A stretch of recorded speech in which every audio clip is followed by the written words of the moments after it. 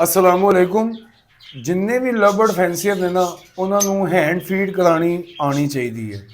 Hand feed नहायत ज़रूरी चीज़ है जो हर लव बर्ड फैंसीयर को आनी चाहिए है।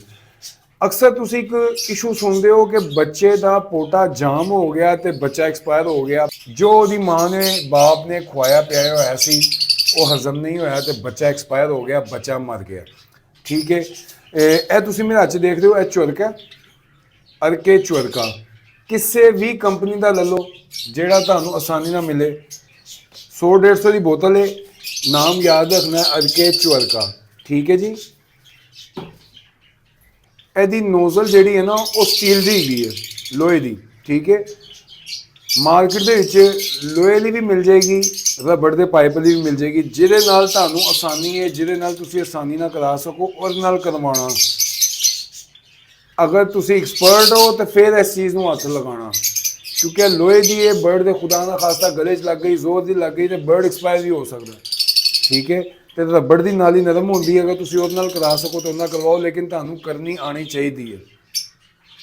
मैं ये 10 ml चुरका तो 10 ml नीम गर्म पानी डाल लिया, इन्होंने मिक्स कर लिया। अच्छा जी, मैं हूँ करन की लगा वा, मैं तुम दिखाना वा, आ जाओ मेरे नाल जरा।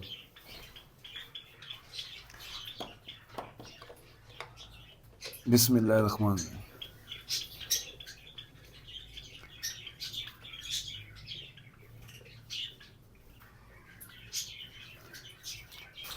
अच्छा जी, इतने मेरे को एक बच्चा है हाथ च मेरे।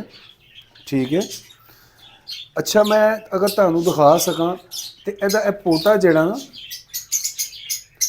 यदा पोटा काफ़ी मैं सख्त महसूस हो रहा है।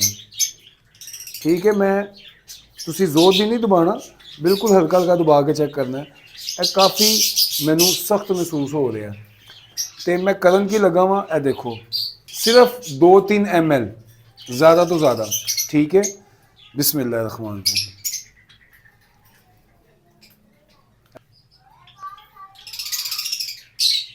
बिस्मिल्लाहिर्रहमानिर्रहीम।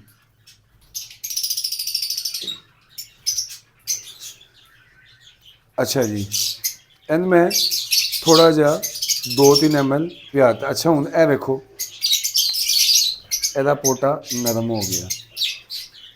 ठीक है जी,